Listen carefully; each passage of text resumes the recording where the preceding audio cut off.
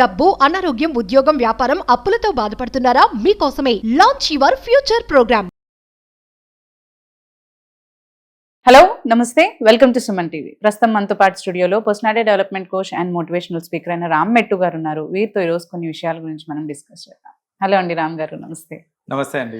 రామ్ గారు, ఇప్పుడు మనం చూస్తున్నాము చాలా రిలేషన్షిప్స్ మ్యారేజ్ అయినాక బ్రేక్ అయిపోతున్నాయి. యాజ్ ఇన్ బిఫోర్ వాళ్ళు లివ్ ఇన్ రిలేషన్షిప్ లో ఉంటున్నారు అండ్ లవ్ లో కూడా ఉంటున్నారు. బట్ అవి కొంచెం మ్యారేజ్ అయిన తర్వాత ఎక్కువ కాలం లాస్టింగ్ ఉండట్లేదు. అంటే ఒక 2 months లేదంటే 3 months లోనే డైవోర్స్ తీసుకోవడము, బ్రేకప్స్ అయిపోవడము, ఉన్నా కానీ గొడవలు ఉండడము. సో నా డౌట్ ఏంటంటే, ఇప్పుడు లివ్ ఇన్ రిలేషన్షిప్స్ ఏదైతే ఉన్నాయో అవేమన్నా ఎఫెక్ట్ చేస్తాయి అంటారా అసలు? యాక్చువల్లీ ఎందుకంటే వీళ్ళు ఒక 5 years 6 years or 7 years live in relationship లో ఉంటారు. సో అదేమన్నా మెయిన్ రీజన్ ఉంటుందా రిలేషన్షిప్స్ బ్రేక్ డౌన్ అవడానికి ఆఫ్టర్ మ్యారేజ్ కానీ, లేదంటే వాళ్ళు లాంగ్ పీరియడ్ రిలేషన్షిప్స్ ఉండడానికి కానీ? డెఫినెట్ గా లివ్ ఇన్ రిలేషన్షిప్స్ అనేది ఆఫ్టర్ మ్యారేజ్ చాలా ఇంపాక్ట్ పడుతుందండి. లైక్ నెగటివ్ ఇంపాక్ట్ చాలా ఉంటుంది.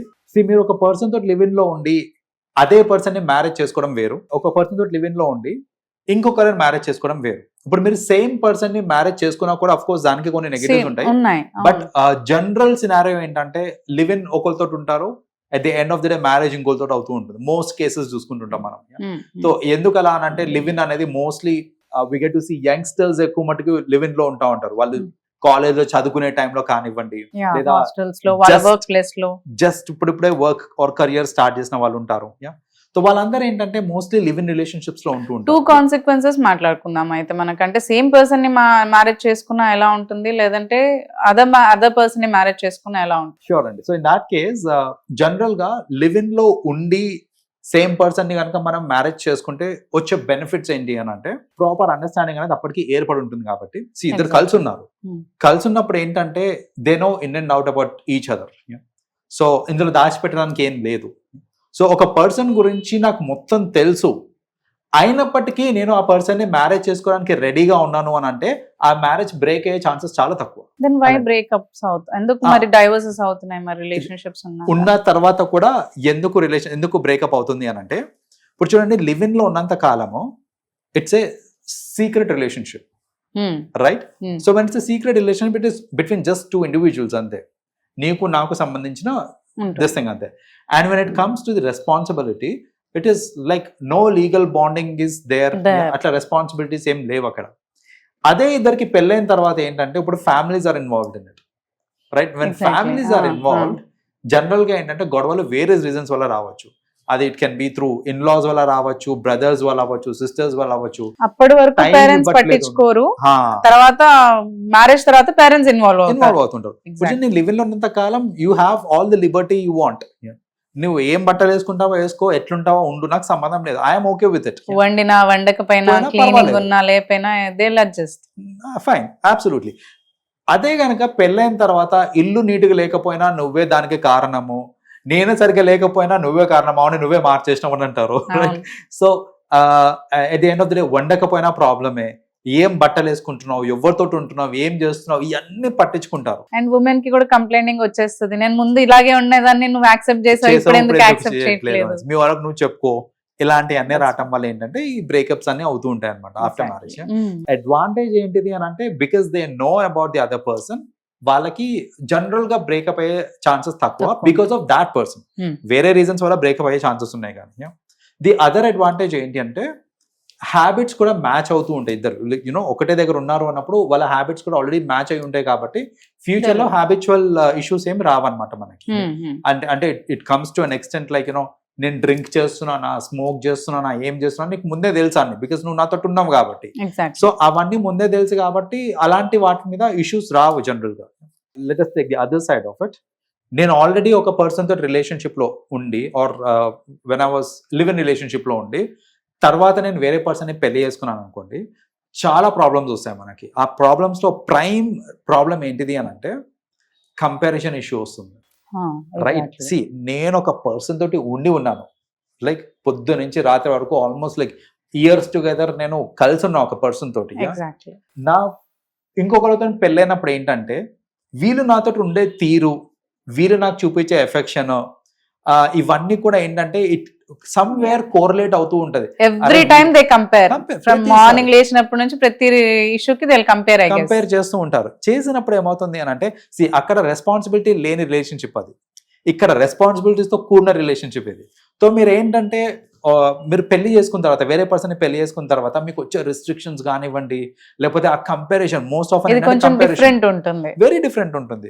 ఇప్పుడు నేను ఒక అమ్మాయిని పెళ్లి కాకముందు ఇంప్రెస్ చేయడానికి నేను పెట్టే ఎఫర్ట్స్ వేరు, పెళ్ళైనాక అదే అమ్మాయిని ఇంప్రెస్ చేయడానికి ఏముండదు అసలు, జీరో. అక్కడ మ్యారేజ్ అయినాక ఏముంటుంది, జీరో. రైట్. సో ఇక్కడ ఏమంటే అరే వీడేంది నన్ను పట్టించుకోవట్లేదు, వాడైతే అసలు నన్ను వదలకుండా ఉండేటోడు. And comparison in terms of sexual comparison కూడా వస్తూ ఉంటుంది. Like the kind of pleasure that he use to give, ఇతను నాకు ఇస్తలేడు. సో ఇలాంటివన్నీ, ఇట్లాంటి వేరియస్ కంపారిజన్స్ వస్తుంటాయి అనమాట. సో ఖర్చు పెట్టే తీరు కానివ్వండి, వాడైతే విచ్చలు వెళ్ళి ఖర్చు పెడుతుండే, వీడు పెడతలేడు.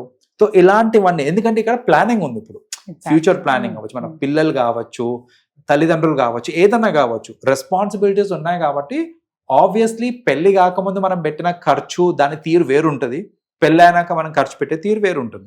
అది తెలియకుండా ఏంటంటే ఈ కంపారిజన్ అనేది అవుతూ ఉంటుంది, and that will bring down అనమాట. So that way freedom space ఇచ్చే రీజన్స్ వల్ల కూడా అయి ఉండొచ్చు, అందులో కూడా కంపారిజన్ వస్తుంది. ఆబ్వియస్లీ ఇప్పుడు నాకు అప్పుడు చాలా ఫ్రీడమ్ ఉండేది, ఇప్పుడు ఫ్రీడమ్ లేదు అనేసి. సో దీని వల్ల ఏమవుతుంది అంటే ఈ కరెంట్ రిలేషన్షిప్ అనేది డ్యామేజ్ అవుతూ ఉంటుంది అనమాట. లైక్ ఎందుకు అనవసరంగా పెళ్లి చేసుకున్నా, పెళ్లి కాకముందే మంచిగా ఉండే, నేను పెళ్లి చేసుకొని తప్పు చేశాననే థాట్ వస్తుంది చూడండి. వచ్చిన దగ్గర నుంచి ఏంటంటే the relationship will fall apart అనమాట, like from both sides. So that is another reason. ఇంకొక ప్రైమ్ రీజన్ చెప్తానండి. జనరల్ గా ఇట్లా మనము ఒక లివ్ ఇన్ రిలేషన్షిప్ లో ఉన్న తర్వాత ఇప్పుడు ఇదేం గొడవ పడి విడిపోయింది కాదు, రైట్? సో ఏంటంటే వాళ్ళతో కాన్స్టెంట్ గా టచ్ లో ఉండడము,